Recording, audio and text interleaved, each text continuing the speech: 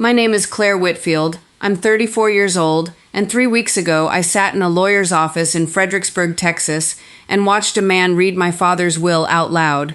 A will that gave away 200 acres of land I already owned. Not land I was promised. Not land I hoped to inherit someday. Land that was already legally mine, signed over to me 4 years earlier, before my father even got sick. And yet there it was, typed neatly on cream-colored paper with a state seal in the corner. My name listed as a beneficiary of a ranch I already held the deed to. As if I'd never owned a single acre of it. As if 4 years of my life, of fences I'd rebuilt with my own hands, of nights I'd spent in that farmhouse waiting for a heart monitor to stop beeping erratically, had simply never happened. My brother Wyatt sat 2 chairs down from me, one ankle crossed over his knee, checking his phone like this was a DMV appointment.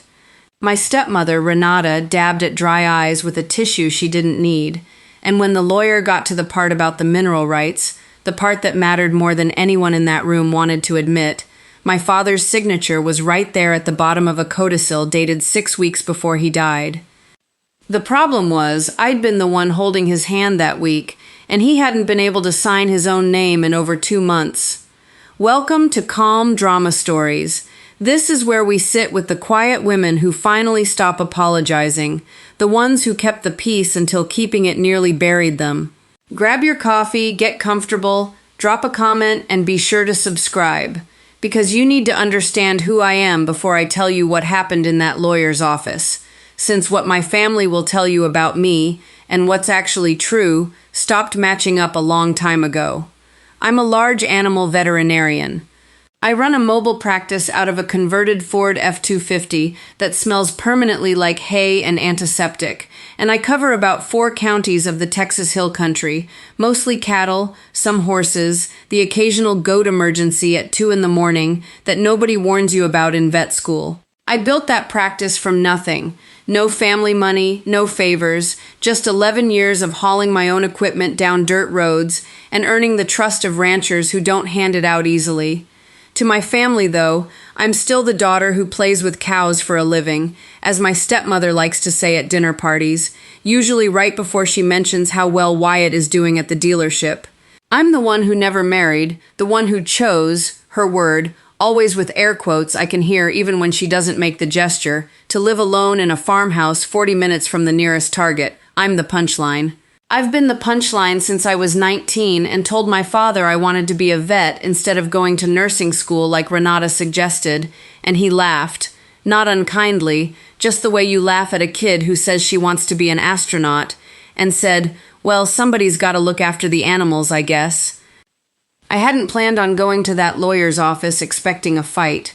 My father, Hollis Whitfield, died 8 weeks ago, pancreatic cancer, fast and cruel the way it usually is.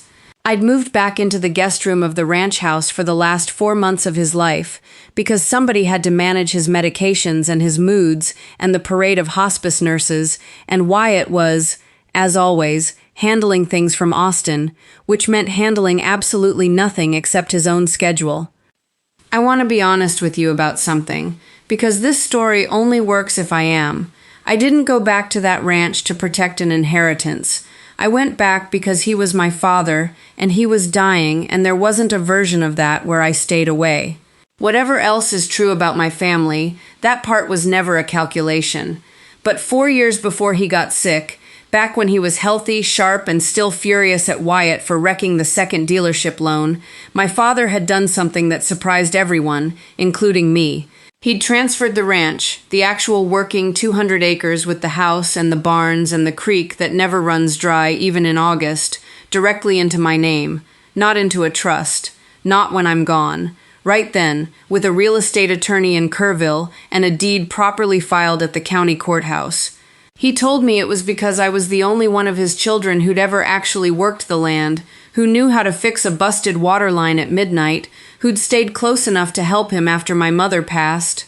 "You're the one holding this family together, Claire Bear," he told me that day, standing in the kitchen with his hat still on. Whether anybody else sees it or not. I remember exactly how that felt. It felt like being handed the first real proof, after 30 years, that somebody had actually been paying attention. I never told Wyatt. My father asked me not to, said he'd handle explaining it his own way, in his own time, and I let him have that, the same way I'd let him have most things my whole life. I told myself it was generosity. I told myself it was patience. I know now it was something closer to fear. Fear of what it would cost me to make my own worth visible in a house that had never once made room for it. So when the lawyer read a codicil dated 6 weeks before my father's death, a document that quietly rewrote the mineral rights on land that was already legally mine, splitting future oil and gas royalties 3 ways between me, Wyatt, and Renata, as though the ranch had never actually belonged to me at all, I sat very still in that leather chair and did the thing I do best under pressure. I went quiet. I went professional. I let my face show nothing, while my mind ran the only diagnostic that mattered.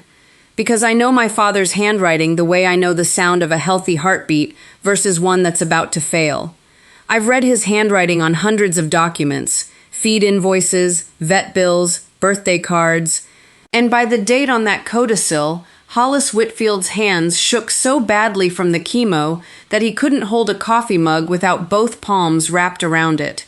He absolutely could not have signed his name in a clean, confident line like the one sitting at the bottom of that page.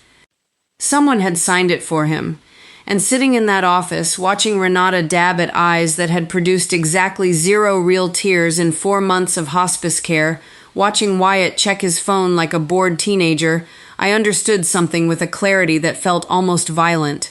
Whatever grief this family was performing in that room, I was the only person in it who actually knew where my father's real signature lived, because I'd watched him try and fail to make it, week after week, right up until the day his hands stopped working altogether. The lawyer was still talking, something about filing timelines, about probate court, about how the codicil would need to be formally entered before the estate could be settled. I heard maybe half of it because I was doing math I never wanted to do, counting backward from the date on that document to the actual state of my father's body on that day, and understanding that somebody in this family had looked at a dying man and decided his signature was a resource to be manufactured rather than a truth to be respected. I didn't say anything yet. I've learned, the hard way, that the moment you announce what you know is the moment people start covering their tracks.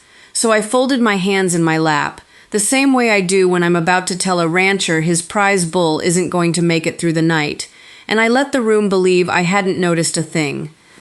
But I had, and that quiet Tuesday afternoon in a lawyer's office in Fredericksburg, Texas, 3 weeks after my father was buried under the live oak tree he'd planted the year I was born, was the moment I decided I was done being the daughter who stayed quiet to keep this family comfortable. Stay with me, because this story gets a lot louder before it gets peaceful again, and I promise you, the ending is worth every minute of the drive there. I want to take you back before I go further, because you can't understand what happened in that lawyer's office without understanding what happened at the ranch house 4 months earlier, on the night I moved back in. I'd driven up from my clinic outside Kerrville with 2 suitcases and a cooler full of the only things I could stomach eating during a crisis.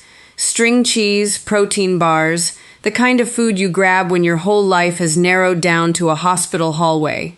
Renata met me at the door with a dish towel in her hands and an expression that managed to look both exhausted and faintly accusing, as if my father's cancer were somehow an inconvenience I'd personally scheduled. "He's been asking for you," she said, which was the closest thing to a welcome I got.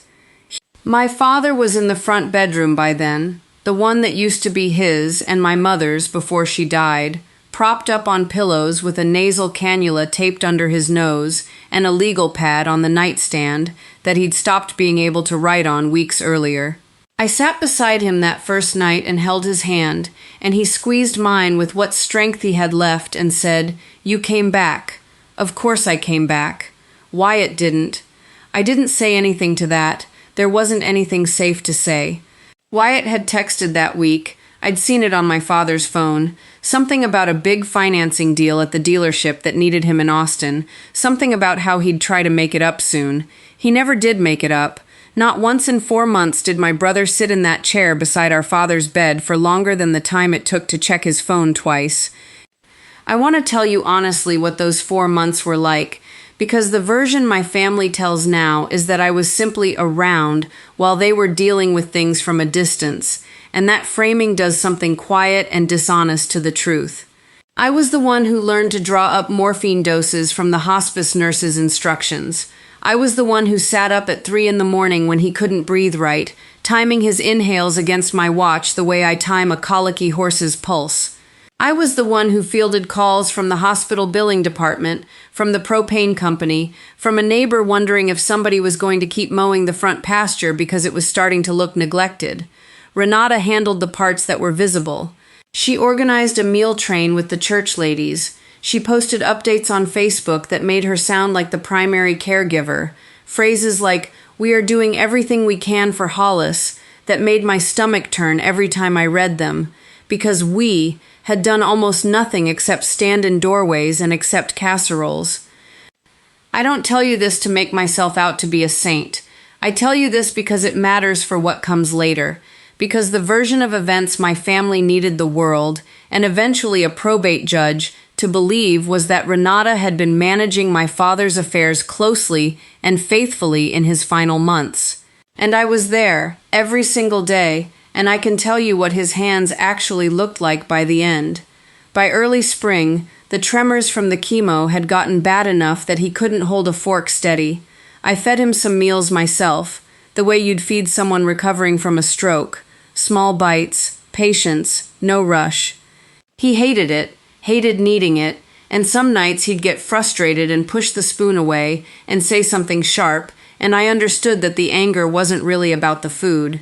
The specific date on that codicil, the one the lawyer read out loud 3 weeks after the funeral, was a Thursday in early April.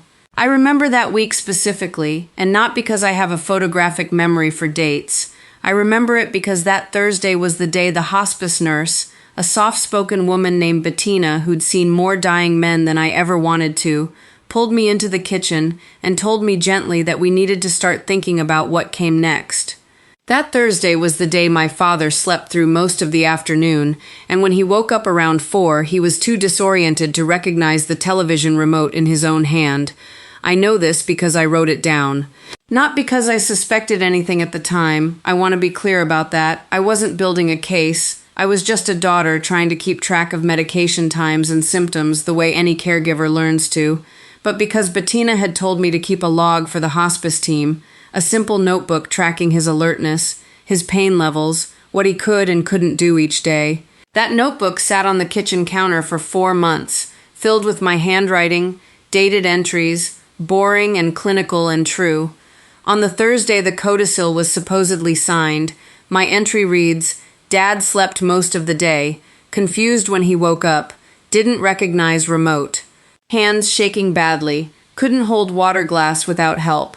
Bettina increased pain meds." I didn't know, sitting in that lawyer's office 3 weeks after the funeral, that this notebook still existed. I hadn't thought about it in weeks. But somewhere in the back of my mind, while the lawyer read the terms of a mineral rights split my father supposedly signed off on that afternoon, I remembered writing those words, and I understood that the timeline the estate paperwork wanted me to believe simply did not match the man I had spent that entire day taking care of. I sat through the rest of that meeting without saying a word about any of it. When it ended, Renata hugged me, a stiff, performative hug, arms not quite closing all the way, and said, "I know this is a lot, sweetheart. We'll figure it out as a family."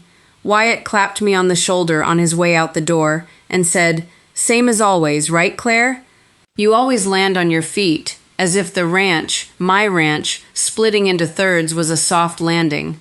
I drove back to the farmhouse alone that evening, past pastures I'd walked 1,000 times, past the cattle guard I'd repaired myself the winter before, and I sat in my truck in the driveway for a long time before I went inside. And then I did the thing I do professionally, the thing that's kept me steady through every emergency call at 3 a.m. for 11 years. I stopped feeling and started gathering information. The first thing I did was go looking for that hospice notebook. I found it exactly where I'd left it, in the drawer under the kitchen phone that nobody used anymore, dated entries in my own handwriting stretching back to January. I sat at that kitchen table and read through the whole thing slowly, cross-referencing dates in my head, and by the time I got to the entry for that Thursday in April, my hands were steady even though nothing else in me was. The second thing I did was call Marisol Reyes. Marisol had been my father's ranch hand for going on 9 years, a quiet, steady woman in her 50s who knew every fence line and every one of my father's moods better than most of his family did. She still worked the property part-time even after he got sick, mostly out of loyalty, mostly because she loved that land almost as much as I did. If anybody besides me had been in and out of that house regularly during those final months, it was Marisol. She picked up on the second ring. "Claire, I've been meaning to call you since the funeral. I need to ask you something, and I need you to think carefully before you answer," I said. "Do you remember anyone coming to the house in early April? Maybe with papers? Anything official looking?" There was a pause on the line, the kind of pause that told me she was actually thinking, not stalling. "There was a woman," she said slowly. "Middle of April, I think. I remember because it was right after the bluebonnets came up along the fence line. She came out with Renata, had one of those leather folders lawyers carry. I figured it was just more hospice paperwork, didn't think much of it. Did you see my dad sign anything?" "No," Marisol said, and I could hear her frowning through the phone. "Actually, now that you ask, I remember thinking it was strange, because your daddy was asleep the whole time she was there. Renata told me not to wake him, said they'd handle it later. The woman left after about 20 minutes. I closed my eyes and pressed my fingers against the bridge of my nose, the way I do right before I have to deliver bad news to a rancher about an animal that isn't going to survive. "Marisol," I said, "I think I need your help with something, and I think it's going to get ugly before it gets better." "Whatever you need," she said, without a single second of hesitation. "That land is his legacy, Claire, and so are you." That sentence stayed with me for days, because it was the first time in longer than I could remember that anyone had said, plainly, that I was part of my father's legacy. Not the leftover part, not the part that got mentioned after Wyatt's business ventures and Renata's community involvement, but a legacy in my own right. The third thing I did was call an estate attorney of my own, a woman named Priya Shah out of San Antonio who specialized in probate disputes and elder financial exploitation. I found her through a rancher client of mine whose own family had gone through something similar after his father's stroke.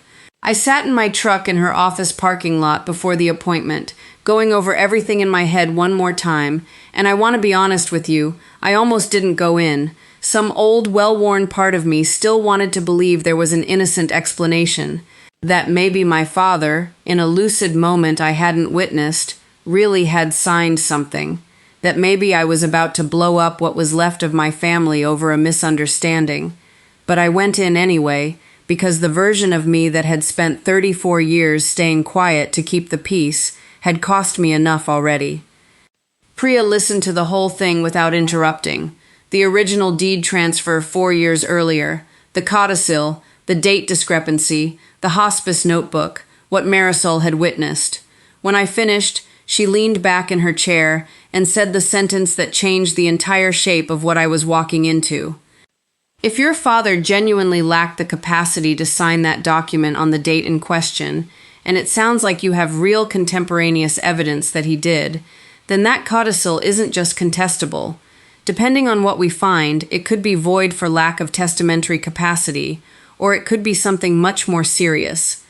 Forgery, undue influence, elder financial abuse, those aren't civil disagreements, Claire. In Texas, those can be criminal matters." "I don't want to send anybody to prison," I said, and I meant it, even then. "I just want the truth on the record. I want my land to actually be mine, the way he meant it to be." Priya nodded slowly. "Then let's build a record that makes the truth impossible to argue with. That's usually the quietest way to win these things. You don't have to be the one who accuses anybody of anything. You just have to make sure the facts speak clearly enough that nobody else can talk over them." I liked that. I liked it because it matched exactly how I already operate, with animals, with grieving ranchers, with anybody in crisis. You don't win by shouting. You win by being the calmest, most credible voice in the room when everyone else is panicking. Over the next 2 weeks, I built that record. I requested my father's full medical file from the oncology practice in San Antonio, which took some doing since I wasn't technically the executor, but Priya knew exactly which forms to file to get me standing as an interested heir contesting the document. The medical records were devastating in the way only clinical language can be. Notes from his oncologist dated the same week as the codicil describing significant cognitive fog secondary to medication. Notes from a follow-up visit 2 days after the supposed signing, describing him as intermittently disoriented, unable to complete simple written tasks. I got copies of pharmacy records showing the exact medications and dosages he'd been on that week, a combination that, according to a geriatric specialist Priya brought in as a consultant, would have made sustained, coherent decision-making about a legal document extremely unlikely, let alone the physical act of signing his name in a smooth, unhesitating line. And then, almost as an afterthought, I had a document examiner, a forensic handwriting analyst Priya had worked with before, a precise, unhurried man named Arthur Kessling, compare the signature on the codicil to a stack of documents I provided from before my father got sick. Old vet bills he'd signed, a hunting license, a card he'd written me for my 30th birthday. Kessling's report took 11 days to come back. When it did, Priya called me and read parts of it out loud, and I sat in my truck outside a rancher's property, engine off, cattle grazing 50 yards away, and listened to a stranger's careful, technical language confirm what I'd already known in my gut since that afternoon in the lawyer's office. The signature on the codicil showed what Kessling called inconsistent pen pressure and unnatural fluidity, inconsistent with the documented tremor pattern of the purported signer during the relevant period, along with characteristics suggestive of tracing or close imitation from an authentic exemplar. In plain English, somebody had practiced my father's real signature and copied it, carefully, probably using one of those old vet invoices or birthday cards as a model, because whoever did this had access to plenty of examples of his handwriting from before he got sick, and they'd used that access to manufacture a version of him that no longer existed. I sat with that for a long time before I did anything else. Then I did what any daughter does when the ground shifts under her. I went looking for who. I didn't confront anyone right away. I've learned that the moment you show your hand, people start shredding paper, sometimes literally. So for the better part of a week, I did what I do best. I watched, I listened, and I let everyone believe I was simply a grieving daughter trying to get through probate. The question that kept me up at night wasn't really who had signed that codicil. I already had a strong suspicion. It was why, and how deep the money trouble actually ran, because a forged signature on a dying man's estate document doesn't happen over nothing. Somebody needed those mineral rights split 3 ways badly enough to fake it. I started with Wyatt, because Wyatt has never in his life been able to hide anything for long. My brother runs, or ran, past tense turns out to matter here, a Ford dealership in Austin that our father had helped him buy into 15 years ago, with a loan he was still, as far as I knew, paying off. Wyatt drives a truck nicer than anything he actually owns outright, wears a watch that costs more than my clinic van, and has spent his entire adult life performing a kind of success that always seemed to be running about 1 bad month behind reality. I called an old friend from high school, Denise Okafor, who now worked in commercial lending at a regional bank in Austin, not Wyatt's bank, thankfully, but close enough to the local business community to hear things. I didn't ask her to break any confidentiality, and I want to be clear about that, because I wasn't trying to build my case on gossip. I just asked casually, over coffee, whether she'd heard anything about how dealerships in the area were doing. Rough couple years for a lot of them, she said. Interest rates killed floor plan financing. I heard the Whitfield Ford lot's been late on payments more than once. Somebody mentioned they were trying to refinance using outside collateral. Real estate, I think, not just inventory. You know how that goes. I did know how that goes. Banks want collateral they can actually seize if a loan goes bad, and inventory sitting on a lot depreciating by the week isn't nearly as attractive as 200 acres of hill country ranch land with a working creek and mineral rights underneath it. That conversation gave me the shape of the why. My father's land, my land, wasn't just sentimental to Wyatt, it was collateral, and a will that gave him a clean third of the mineral rights, on paper, backed by a signed legal document, was exactly the kind of asset a struggling dealership owner could walk into a bank with and say, "Here's what's coming to me, lend against it." The how took a little more digging, and honestly, it was Renata who made it easy, because guilty people often can't help themselves. They start managing you the moment they sense the ground shifting, and the managing itself becomes its own kind of confession. About 10 days after the reading of the will, Renata called me and asked if I'd come by the ranch house to go through some of your father's things together, as a family. I agreed, mostly because I wanted to see what was still sitting in that house, old files, old correspondence, anything that might still be there before somebody thought to clean it out. She met me at the door in one of her church cardigans, hair freshly done, the whole performance of a grieving widow fully assembled. The house smelled like the lemon cleaner she always used, and underneath it, faintly, still like my father, like the leather of his recliner, like the coffee he drank black until the day he couldn't hold a mug. We sat at the kitchen table, the same table where I'd read through a hospice notebook 2 weeks earlier, and she poured 2 glasses of sweet tea like this was any ordinary visit between a stepmother and stepdaughter who'd never particularly liked each other, but had learned to coexist for a dying man's sake. "I know things got tense at the lawyer's office," she said, not quite meeting my eyes. "I want you to know none of this was meant to hurt you, Claire. Your daddy loved this land. He wanted all of us provided for." "He already provided for me," I said, keeping my voice level, the same voice I use when I'm telling a rancher his herd needs to be quarantined. 4 years ago, before he got sick, this ranch was already mine, Renata, legally. On file at the courthouse. Something flickered across her face, there and gone fast, but I've spent 11 years reading the subtle signs of distress in animals who can't tell me what's wrong, and I know how to catch a flicker like that. "He wanted to make sure everyone was taken care of," she said again, like the sentence was a life preserver she could keep reaching for. "Wyatt's had such a hard time at the dealership, and I've given 12 years of my life to this family, Claire. I think I'm entitled to something for that." "Entitled to something is different from entitled to my land," I said quietly, "and I need to ask you something, and I need you to actually answer me. Do you remember a woman coming to the house in mid-April with a leather folder, while Dad was asleep?" The color didn't drain from her face so much as it seemed to freeze there, mid-performance, like someone had paused a video.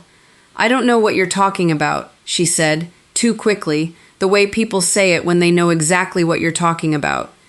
"Marisol remembers," I said. "She was here that day. She remembers your dad was asleep the whole time. She remembers you telling her not to wake him." Renata's hand tightened around her tea glass.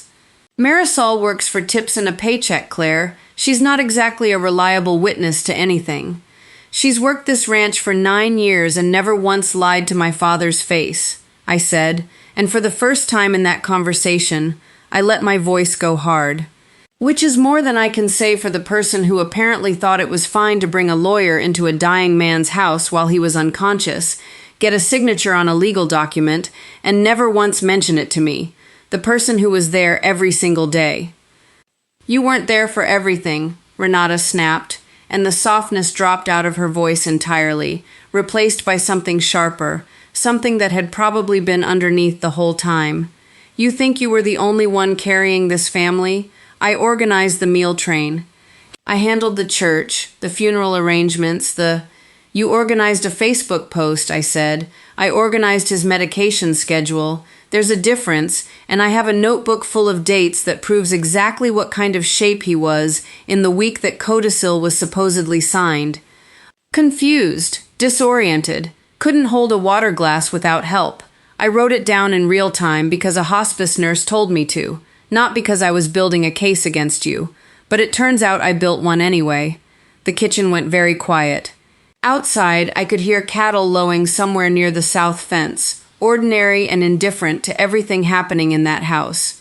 "You don't understand what it's like," Renata said finally, and her voice had dropped, gone thin, in a way that almost sounded honest for the first time. Wyatt came to me in February. The dealership was going to lose its floor plan financing. He was going to lose everything, Claire. The house, the business, everything he'd built. He begged me to help him, and your father was already so far gone by then, he barely knew what day it was most of the time. I told myself it wasn't really hurting anybody. The ranch was going to be split eventually anyway. I told myself I was just speeding along what your father would have wanted. He didn't want that, I said. I know exactly what he wanted, because he told me himself, 4 years ago, standing right over there by the stove. He wanted this land to go to the person who actually worked it. That was me. That's still me. You didn't speed anything along, Renata. You erased what he actually decided and replaced it with what was convenient for you and Wyatt. She started crying then, and I want to tell you honestly, some old, tired part of me almost softened, the way it always had, the way it softened my whole life whenever someone in this family cried in front of me. I've spent 34 years being the one who absorbs other people's consequences so the room can stay calm. But I thought about that notebook. I thought about Marisol standing at the fence line watching a lawyer walk into a house where a dying man lay unconscious. I thought about Kessling's careful clinical language describing a signature that had been practiced and traced, built out of pieces of a man who no longer existed by the time it was created. "I'm not going to yell at you," I said, standing up from the table, "and I'm not going to pretend I don't understand what it feels like to be scared about money, or scared about the people you love losing everything. But you forged a dying man's signature, Renata. You did that to protect Wyatt, and maybe to protect yourself too, and I understand the fear behind it. I don't forgive the choice. Those are two different things, and I've only just recently learned the difference."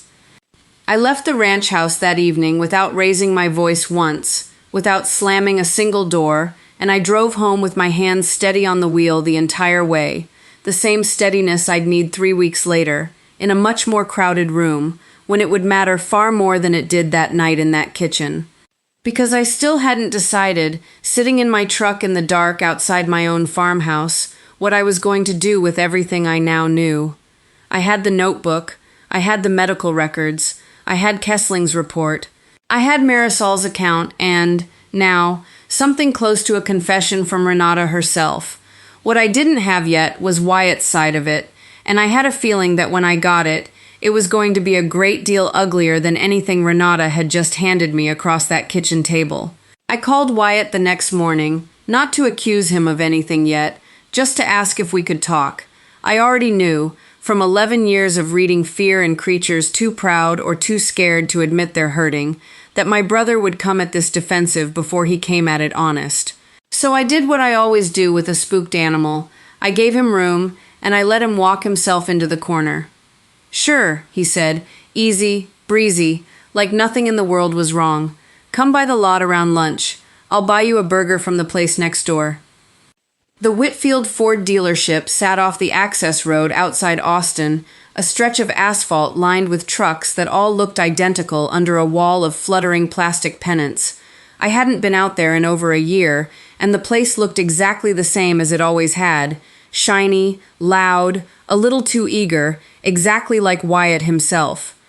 He met me in his office, a glassed-in box overlooking the showroom floor, feet up on the desk, a framed photo of the two of us as kids sitting crooked on a shelf behind him like a prop nobody had bothered to straighten. He looked good, tan, relaxed, the watch on his wrist catching the fluorescent light.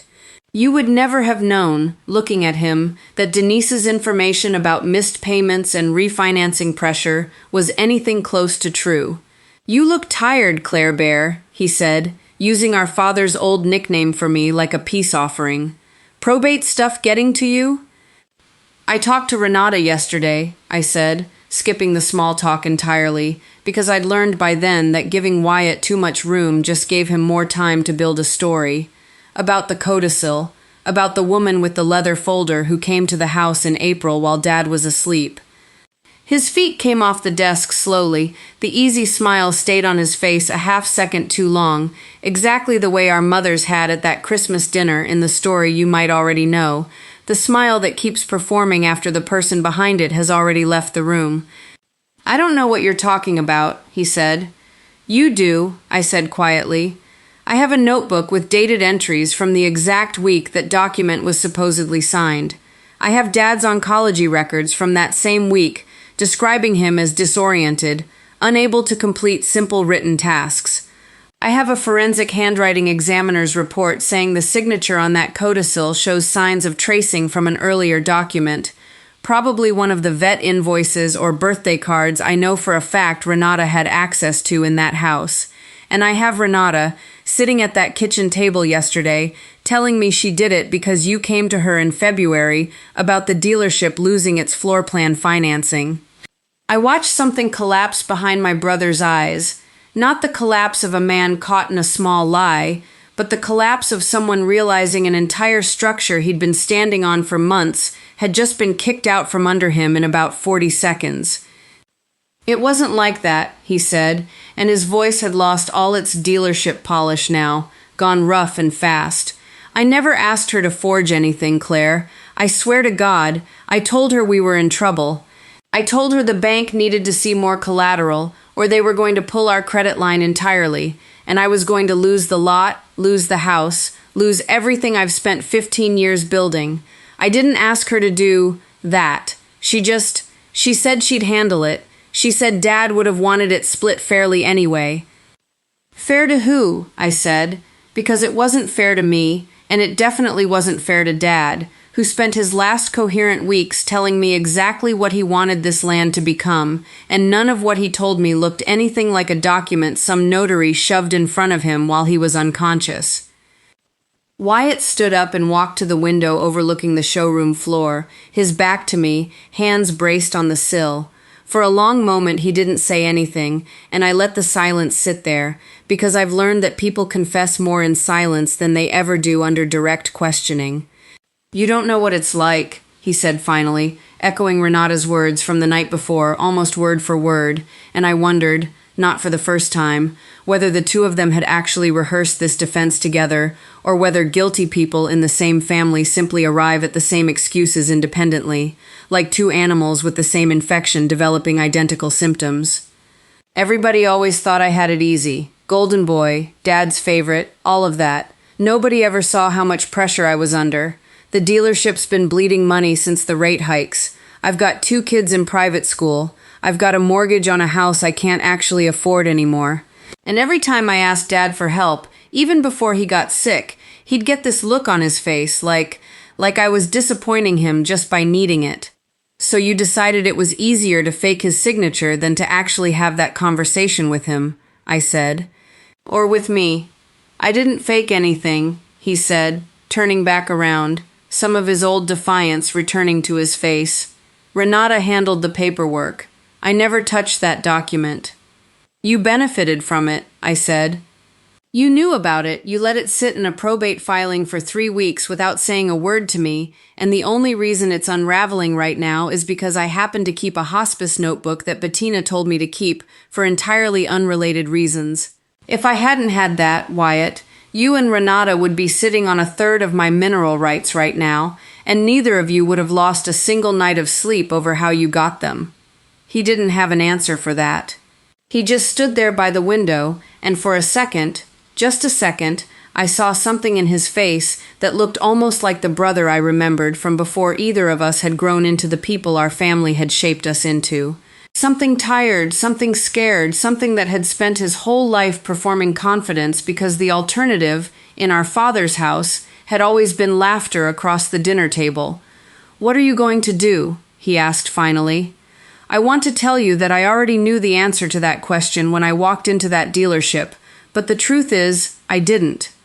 Part of me, the part that had spent 34 years being the quiet one, the reasonable one, the one who absorbed everyone else's mess so the family could keep functioning, genuinely wanted to find a version of this where I quietly took my land back and let the rest of it disappear, the way Renata's tears had almost let it disappear the night before.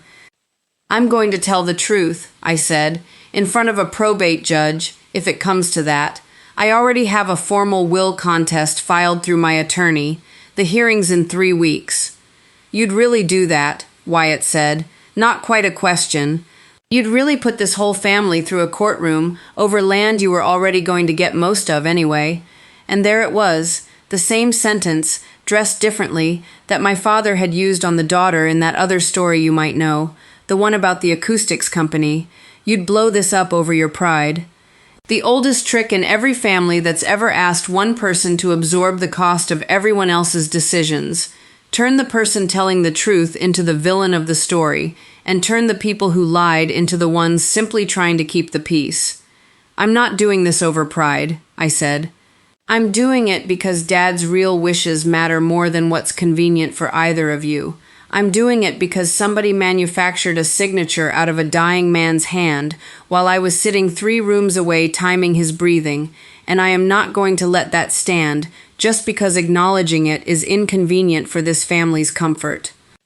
I left the dealership without raising my voice, the same way I'd left the kitchen the night before, and I drove back toward the hill country with the radio off, replaying both conversations in my head, cataloging every excuse, every deflection, every moment either of them had reached for guilt instead of accountability.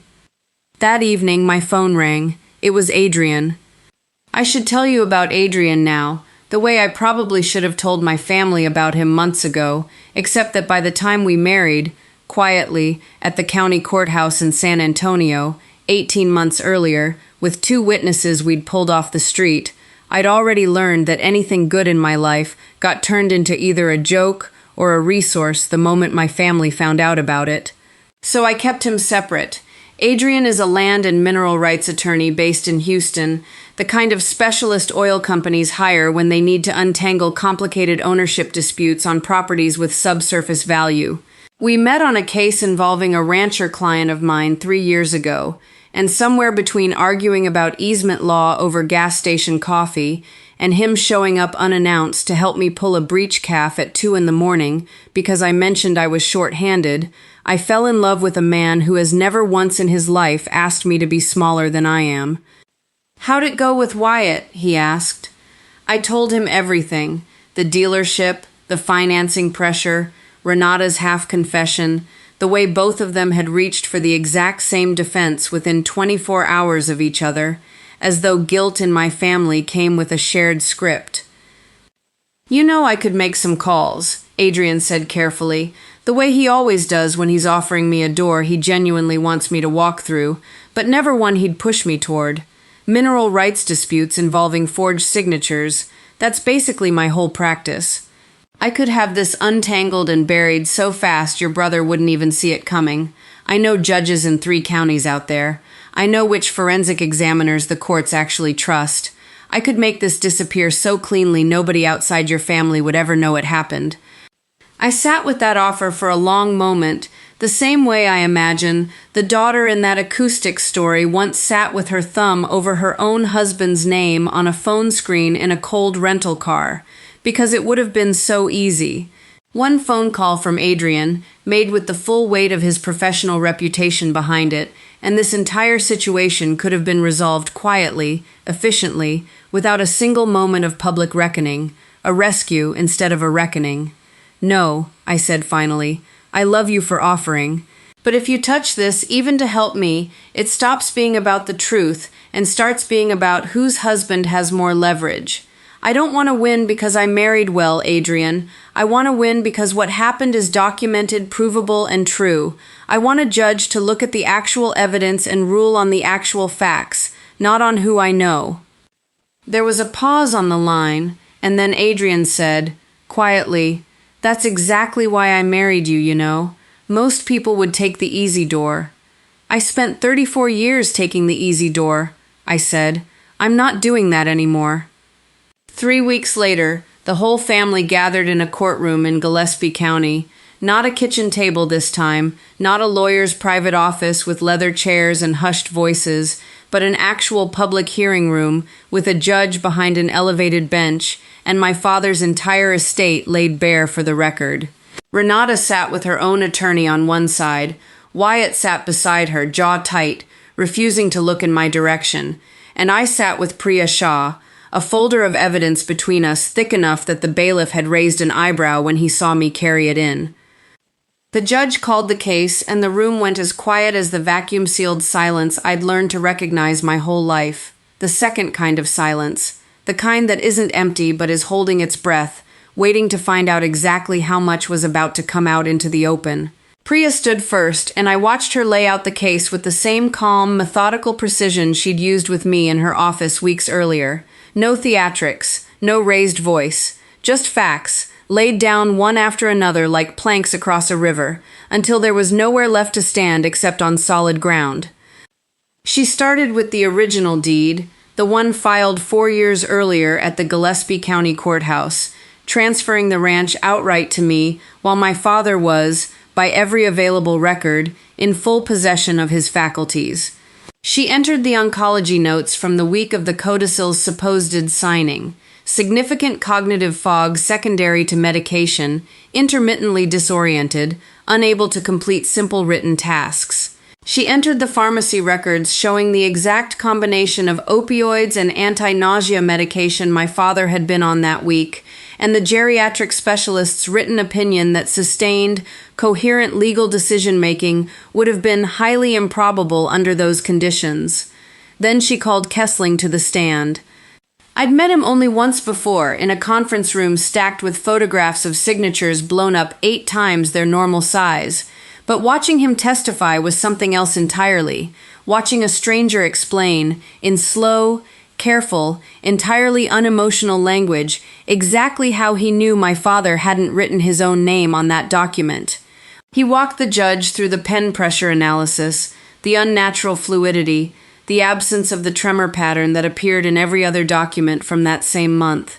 He held up 2 signatures side by side on a projector screen, one from a vet invoice my father had signed in January, shaky but genuinely his, and one from the codicil, smooth and confident in a way that simply didn't match the man behind it by April. In my professional opinion, Kessling said, this signature was traced or closely reproduced from an authentic exemplar, most likely one created before the significant onset of the signer's physical tremor. It is not consistent with a spontaneous signature produced under the documented physical conditions present at the time this codicil was allegedly executed. I watched Renata's attorney lean over and whisper something to her, and I watched her face go very still, the way a spooked horse goes still right before it either bolts or breaks. Then Priya called Marisol. My father's ranch hand walked to that stand in her good church dress, hands folded, and told the truth in the same steady, unadorned voice she used to tell me a fence line needed mending or a heifer was close to calving. She described the woman with the leather folder. She described my father asleep the entire time. She described Renata telling her not to wake him, said they'd handle it later. She wasn't dramatic about it. She didn't need to be. The truth, laid out plainly by someone with nothing to gain from either side, has a weight that theatrics never manage to match. And then, finally, Priya introduced the hospice notebook. I want to tell you what it felt like, watching my own handwriting projected onto a screen in a public courtroom. Ordinary, boring entries I'd written half asleep at kitchen tables and hospital bedsides, never once imagining they'd end up as legal evidence. Dad slept most of the day, confused when he woke up, didn't recognize remote, hands shaking badly, couldn't hold water glass without help, dated, time-stamped, corroborated independently by medical records I hadn't even known existed when I wrote them. I hadn't built that notebook to win anything. I'd built it because a hospice nurse asked me to, because I loved my father enough to track every detail of his decline so his care team could help him better, and it turned out that love, recorded faithfully and without agenda, was the most credible witness in the entire room.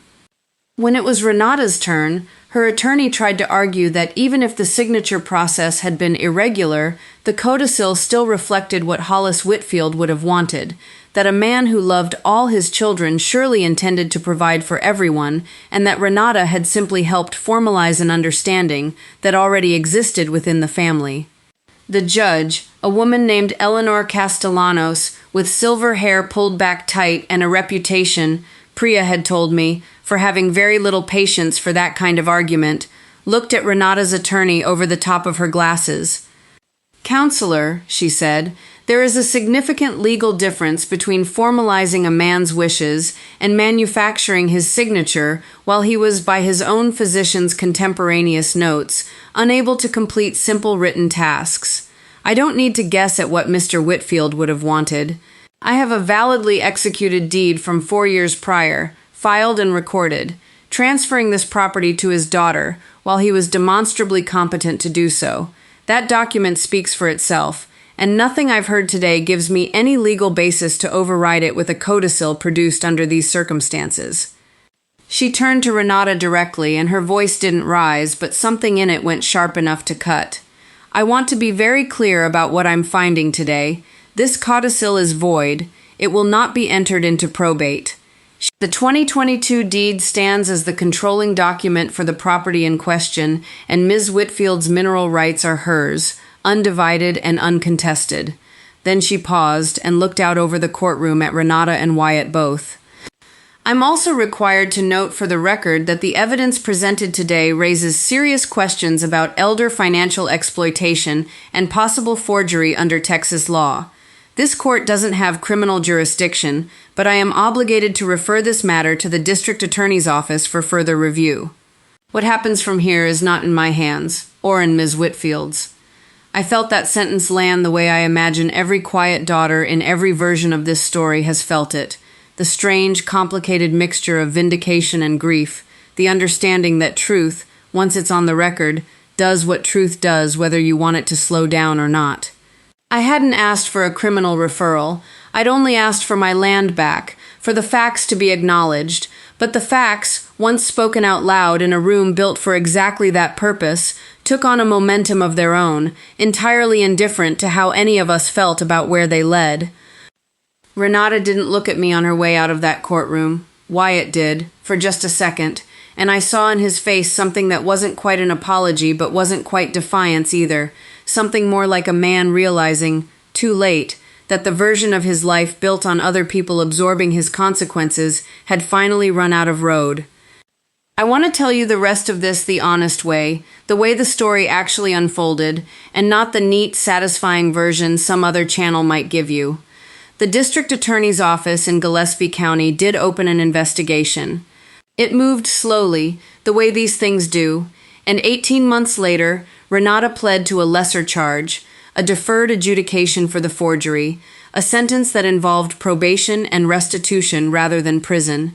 Wyatt was never criminally charged himself, since he hadn't physically forged anything, though the DA's office made clear in their findings that he'd known about the forgery and benefited from it, which is its own kind of verdict even without a courtroom attached to it.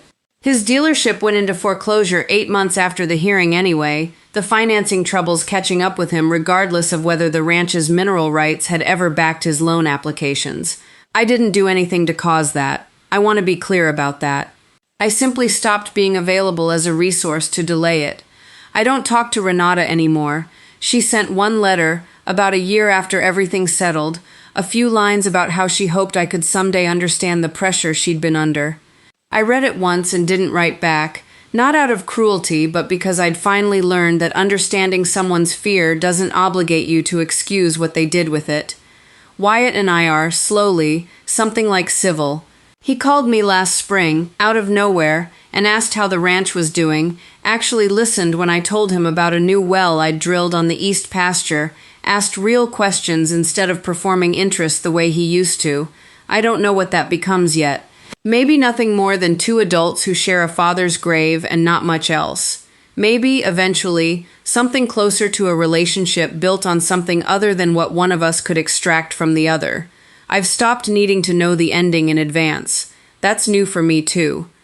The ranch is still mine, every acre of it, deed and mineral rights both, exactly the way my father meant it to be 4 years before he got sick, back when he could still hold a pen steady and told me, standing in that kitchen with his hat still on, that I was the one holding this family together whether anybody else saw it or not.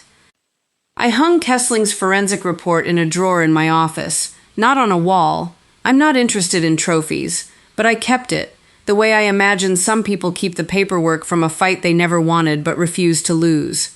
Some mornings, checking on cattle before sunrise, I think about that Thursday in April, about a man too disoriented to recognize a television remote, about the version of him some people in this family needed the world to believe was clear-eyed enough to sign away a piece of land he'd already given his daughter years before. I think about how close I came to letting Renata's tears at that kitchen table talk me out of pursuing any of it, how close I came to being, one more time, the daughter who absorbs the family's mess so everyone else can stay comfortable. I stopped Adrian from making a single phone call that could have buried the whole thing quietly and cleanly, because I understood, somewhere in that decision, that quiet solutions built on somebody else's leverage don't actually heal anything. They just move the wound somewhere less visible. What healed something, if anything did, was a room full of strangers, a judge, a bailiff, a forensic examiner, a ranch hand in her good church dress, listening to the truth laid out plainly and letting it stand on its own weight. I still spend my nights the same way I always have, hauling equipment down dirt roads at 2 a.m. for some rancher's colicky horse, coming home tired and smelling like hay and antiseptic, standing on land that is unmistakably, undeniably mine. My niece, Wyatt's daughter, 11 now, sharp as a tack and already being told at school that she's too intense for asking so many questions, came out to the ranch last month and asked me how I knew, really knew, that the signature wasn't real. I told her the truth. I told her I didn't win because I was smarter than anybody else in that courtroom, or because I had a powerful husband, or because I wanted revenge. I told her I won because I'd kept honest records, because I trusted what I'd seen with my own eyes over what everyone else needed me to believe, and because when it finally mattered, I refused to let anyone talk me out of what I already knew was true.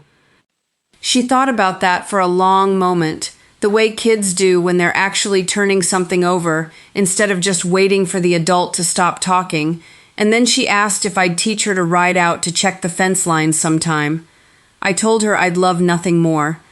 That's the whole of it. A forged signature, a hospice notebook nobody thought would matter, a quiet, steady insistence on the truth that cost me more than I want to pretend it didn't, and 200 acres of hill country land that were always, on paper and in every way that counts, exactly where they belonged. If you've ever been the one who kept the records nobody else wanted to keep, the one who absorbed the family's mess so everyone else could stay comfortable, ask yourself tonight whether the peace you're keeping is actually peace, or whether it's just quietly funding somebody else's lie. Then do the brave, quiet thing. Thank you for being here. Drop a comment, hit subscribe, and I'll see you in the next one.